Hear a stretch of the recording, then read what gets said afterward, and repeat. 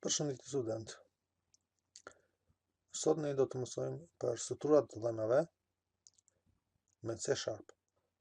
Për këtë mësim ne kemi krijuar dy klasa. Njëra është book, e cila përmban disa atribute kryesore të librit, e cila është titulli, autori dhe ISBN-ja, që do të thotë International Serial Book Number. Kjo klasë ka dy konstruktor. Konstruktori i parë inicializon vlera, ndërsa konstruktori i dytë i popullon ato me parametrat e dhënë.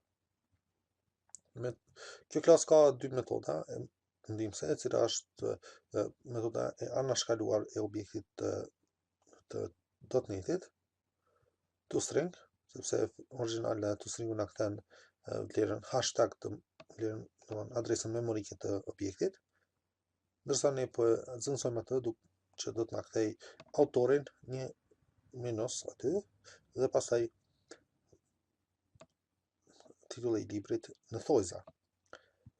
Metoda tjetër ndihmëse edhe kjo është anashkaluar, është equals, e cila kontrollon për një objekt memorik që i pasohet kësaj metode.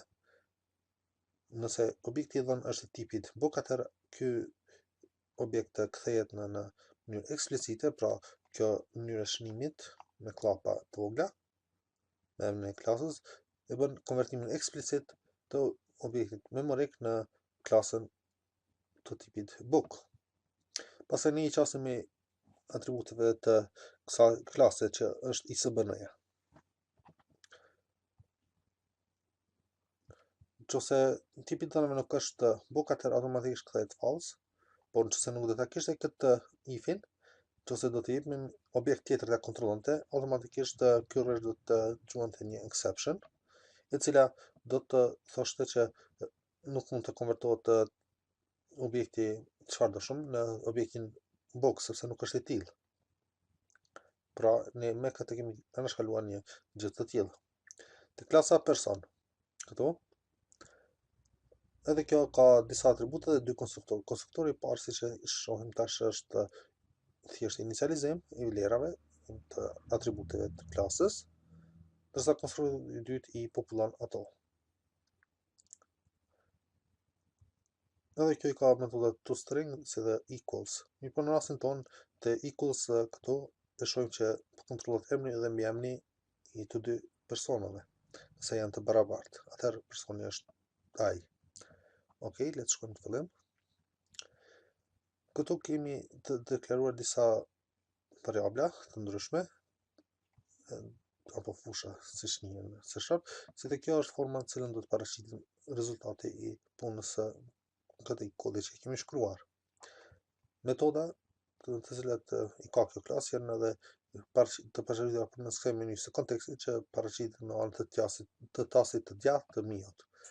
Ne mundsinë kjo ne mundsinë të ruajmë një sasi dhënave në formatin JSON. Kjo i lexon ato dhëna nga JSON dhe na paraqet në ekran. Ndërsa kjo i ruan dhënat në formatin XML, ndërsa kjo i lexon nga formati XML dhe i paraqet në ekran. Okej, pra le të vazhdojmë me kodin. Së pari ne kemi deklaruar dhe inicializuar një objekt të tipit array të personave me 3 vende, 3 elemente pra. Në rreshin tjetër e shohim një strukturë tjetër ashtu që quhet generics, dhe se kjo listë pranon vetëm vetëm lloj objekte të tipit person, tjerat nuk i pranon. Këtu kemi deklaruar një librari, e cila është faktikisht një fjalor, e cila pranon vlerën person të parën, ndërsa të dytën një libër. Kjo do thotë se në këtë librari ne mund të shtojmë persona dhe libra, pra kur huazohen librat. Ndërsa kjo është një klasë e zgjeruar që zgjeron këtë tip të deklaruar, dhe se kemi disa metoda aty të cilat na mundsojnë ta shohim në mënyrë më të mirë, domethënë më të lezetshme për njerëzit, se si bëhet huazimi i librave për një librari. Edhe këtu në fund kemi një linked list, që është pothuajse e ngjashme me këtë. Mirë po ka disa metoda ndryshme, se kjo metodë ka metoda si add, remove, clear e tjera, ndërsa kjo linked list ka disa metoda që do të shohim si që është add first, add last, add after this, before, edhe kështu me radhë. Tutje kemi deklaruar 5 persona, po 5 variabla të tipit person, 2 libra dhe kemi përdorur objektin string builder që na mundson të përshtatim tekstin si të duam. Okay. Do ta shohim në vijim se si funksionon. Okej. Këtu kemi bërë inicializimin e variableve në formatin përmes konstruktorit. Këtu jemi kolekt e punës, si edhe 2 libra të cilat siç janë kronik me kur dhe sikur të isha djalë të autorit respektiv. Këtu është bërë inicializimi i klasës, i objektit të dictionary person book. Në këtë mënyrë bëhet inicializimi i tyre. Këtu kemi bërë inicializimin e elementeve të arrayt. Kjo shkon prej elementit parë deri te i fundit, që është treshit, që është 3 elemente i ka. Dhe këtu i vendosim personat në pozitat aktuale. Arrayt në C# kanë kufizimin, një prej tyre është që nuk mund të zgjerohen, sikurse për shembull në Python që mund të shtosh vazhdimisht elemente. Këtë mund ta paraqesim shumë mirë duke provuar ta shtojmë elementin e 4 këtu, personin e 4. Dhe do ta shohim se programi do të ndalet mu në këtë pikë. Dhe do të jep një përjashtim. Si e shohim në këtë rast ka dalë problemi përjashtimi i tillë që është index out of range exception, i cili na tregon se ne po duam të vendosim elementin e 4 këtu, mirë po nuk ka vend memorik të ruajtur në të. Për të vazhduar tutje, ne duhet ta komentojmë këtë kod dhe e shohim që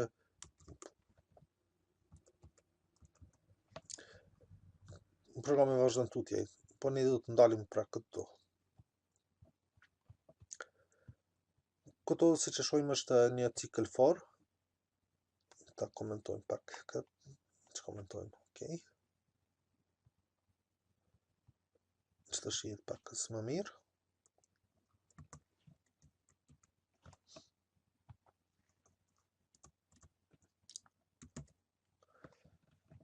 Okej.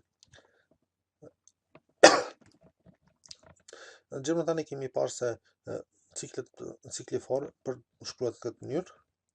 Përmes kësaj ne mbredhim në për elementet e arrayt, si dhe në këtë SB append line shtojmë spari numrin rendor që fillon prej 1, edhe pse këtu është 0, ne përdorojmë këtu operacionin prefix, domethënë të shtimit të një vlere, domethënë, po të ishin në anën tjetër plusët, domethënë, atëherë numri do të fillonte prej 0, ndërsa këtu në këtë rast të fillon prej 1-shit. Ndërsa këtu e kemi i-ën që fillon prej 0 deri në 2. Dhe ne pastaj mund ta tiqasim me metodën toString të objektit person.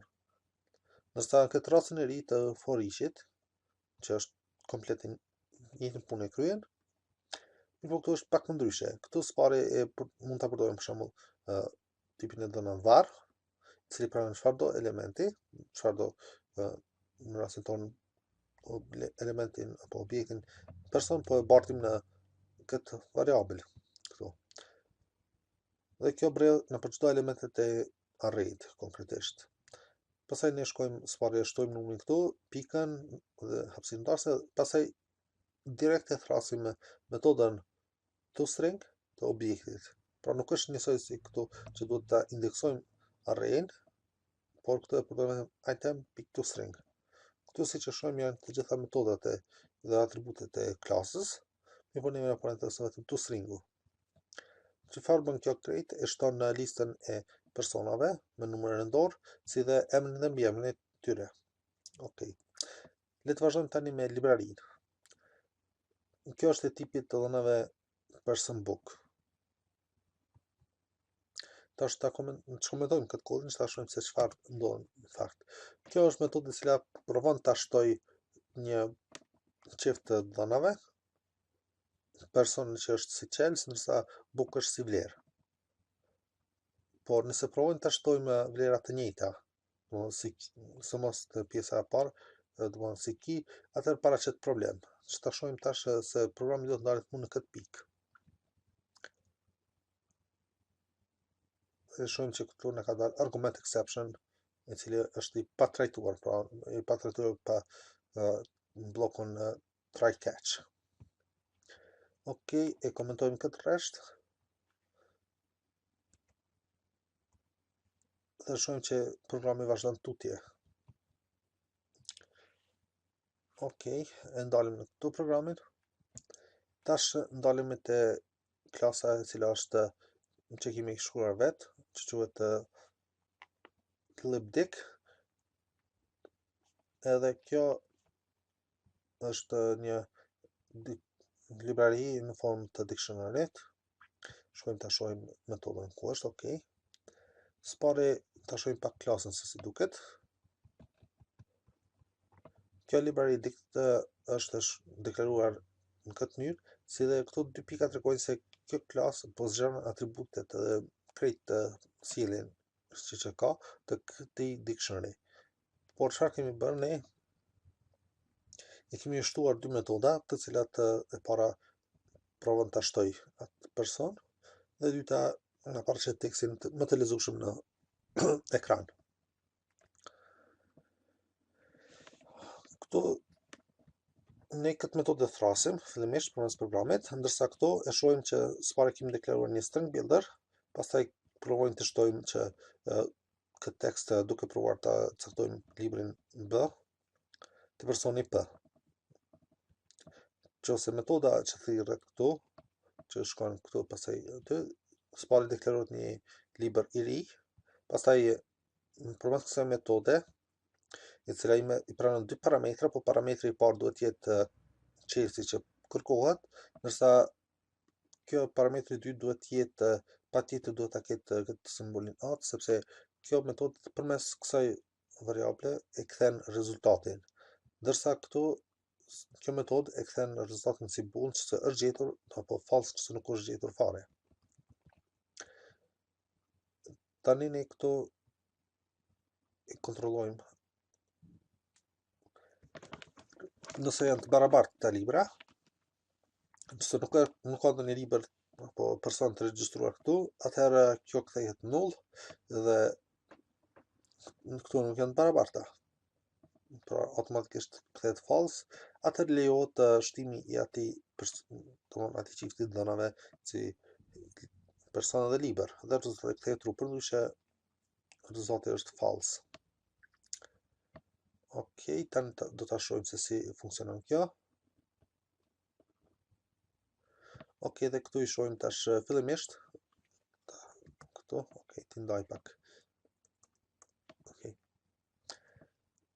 Këto janë dhënat nga array, që është shtypur me numër vendor si dhe me emërtimet e personave.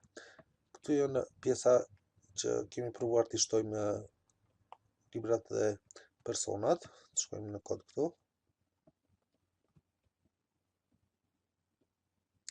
Okej, pra kjo pjesa e kodit është për këtë pjesën këtu.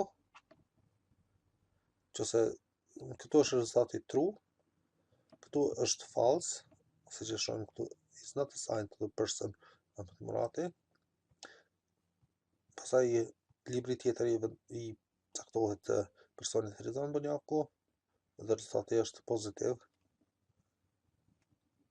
Këtu e kemi përsëri një libër të shtohet, po kjo na kthen personin, na kthen rezultatin negativ, pra false. Okej. Tani të shkojmë këtu është gjenisi që i shton personat vazhdimisht. Ose këto mund ta bënim përmes bllokut for each edhe të shtojë automatikisht pa pas nevojë të shkruajmë 5 rreshta. Okej.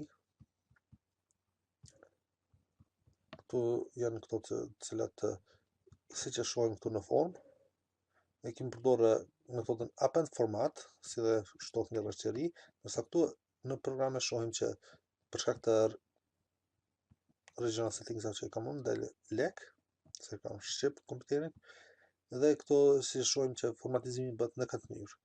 Spari duhet të fillojnë prej 0-s, pra në pozitën e 0-s del emri, në pozitën e 2 del mbiemri, pozitën e 3 del datlindja, pastaj dalin numri formatizuar me 2 presje dhjetore, sepse këtu i kemi thënë 2 presje dhjetore, sepse n-ja është për number. Në këtë mënyrë bëhet formatizimi që se dojmë ta bëjmë aty. Ndërsa këtu është për pare dhe 2 shifra mas presjes dhjetore paraqitet e njëjta variabël, vetëm për të se me kam bërë këtë. Dhe këtu në formë e shohim që ka dalë spari 1 presje 00 si dhe 1 presje 00 lek. Okej, të vazhdojmë tutje. Pastaj vazhdojmë me link listën, cila është na ofron disa metoda tjera. Spari çfarë kemi bërë është që kemi shtuar elementin e parë. Elementi i parë është P5. Pastaj çdo person që gjendet këtu listohet. Këtu e kemi vetëm një person, që është Fitimbitullahu. Në rastin e dytë e shtojmë elementin e dytë, që themi të vendoset pas elementit parë. Kur shkojmë në cikël këto, e shohim që është shtuar Ridvan Aliu. Shkojmë tutje. Te elementi i tretë vendoset para elementit parë. Kur të hyj në këtë cikël, ne do ta shohim rezultatin që është më ndryshe. Pra, përpara ishte Fitimbitullahu i pari, tani ka dalë Fitimbitullahu i dyti, sepse Ridvan Bunjaku është vendosur i pari. Okej, të vazhdojmë tutje. Se dhe në fund kam shtuar personin P1 dhe është listuar. Dhe ja si shihet këtu. Okej. Tani po ndalim pak dhe e kemi një diku rreth 5 minuta për pyetje.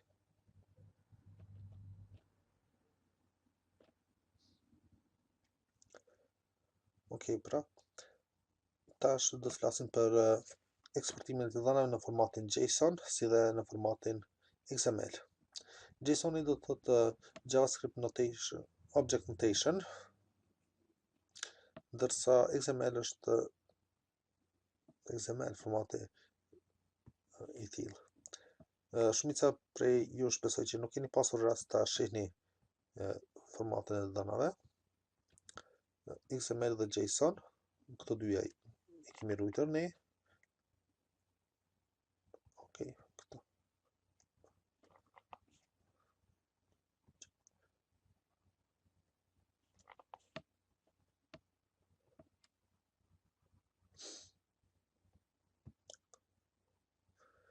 Okej, pra, siç e shihni, këto janë metodat, dhënat e eksportuara nga sistemi përmes JSON-it. Tani, nëse provojmë ta pastrojmë krejt ekranin dhe përmes menys shkojmë ta zgjedhim save data. Këtu është shumë që janë ndryshuar dhe dalim me një rresht krejt. Kështu. Një po për ta marrur, për ta kuptuar më mirë se si duket, këtu e kemi këtë JavaScript pretty printerin dhe e shohim tash se si na formatizon.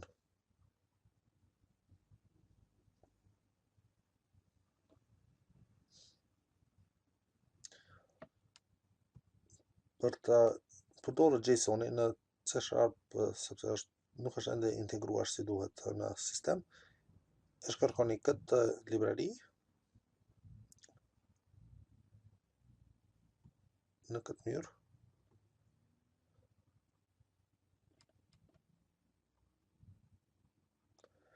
Unë tashmë e kam regjistruar, po do të ruaj diku tjetër, ok, të shkarkimit. Këtu emrin ndryshohet, ok. Këtu është plasimi i 6 që është bërë i kësaj librarie.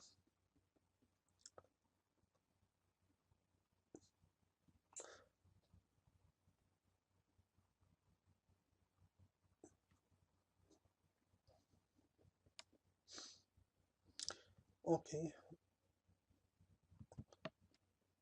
ne do të shkarkojmë këtë fillimisht dhe duhet të shkojmë te projekti këtu që ta shohim se në cilin version të frameworkit është i punuar projekti. Këtu e shohim se projekti është i punuar me .NET Framework 4.5. Atëherë duhet të shkojmë në këtë mënyrë, ta ndalim njëherë aplikacionin. Pastaj shkojmë ta kopjojmë tekstin nga këtu.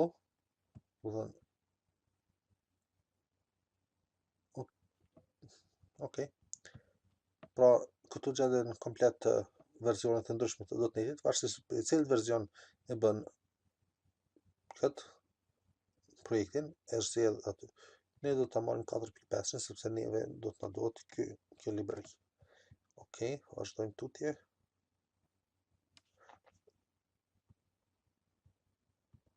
Ok.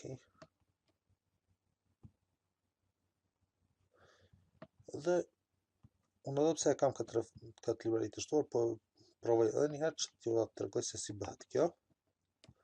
Ok, shkojmë këtu, browse.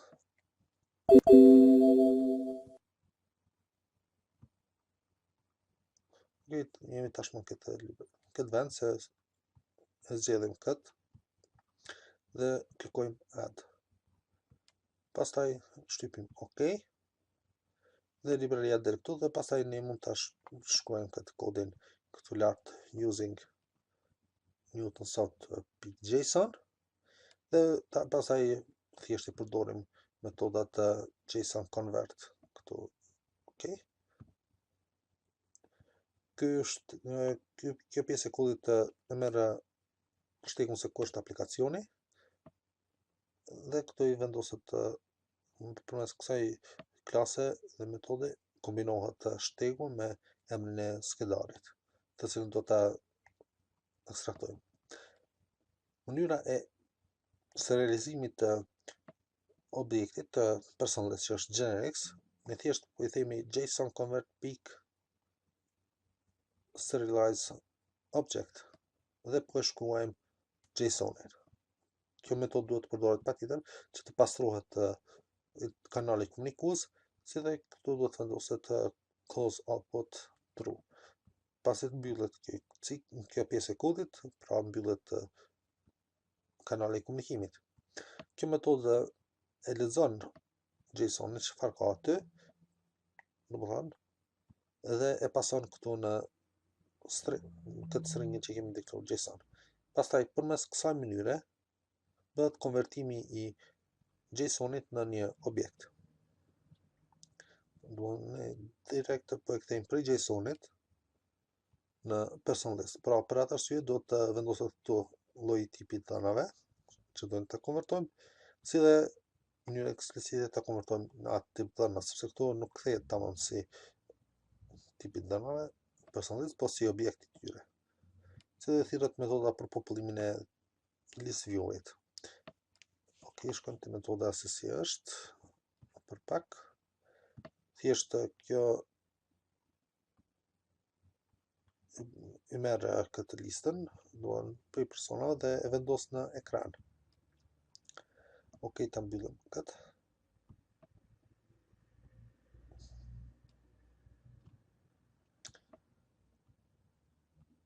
Dhe ta ekzekutojmë programin që të simulojmë se si duket. Tani them save to JSON edhe load.json. Pra dhënat që kanë dalë, ne këtu kemi se përzgjedhur vetëm emrin dhe mbiemrin i personit del dhe e shohim që ka dalë. Kur i themi në XML, që të siguroj se të gjitha dhënat janë dhënë ashtu, dhe të dhënat janë aty. Kur e shohim në tabel këtu, në plus+, ne shohim se ky është XML-i, i cili i ka të gjitha dhënat që i kemi në JSON, po siç e shohim këtu ka taga fillues dhe mbarues të shumë, të cilët e ngarkojnë sistemin. Ndërsa në JSON është më e thjeshtë, pra e tëra çfarë kemi thojzat edhe presje që i ndajnë atributet. Ndërsa kllopat gjarpore i ndajnë elementet e arrayt. Ndërsa këtu kllopat katrore tregojnë që është array. Okej. Pra, kjo është e tëra çfarë patëm për sot, dhe shpresoj që të jetë e kuptueshme komplet për ju. Dhe nëse keni diçka për të pyetur, mos hezitoni, kontaktoni në adresën e emailit ahmet@eduongo.com dhe gjithashtu ky kod do të jetë i postuar edhe në class files të lëndës OOP.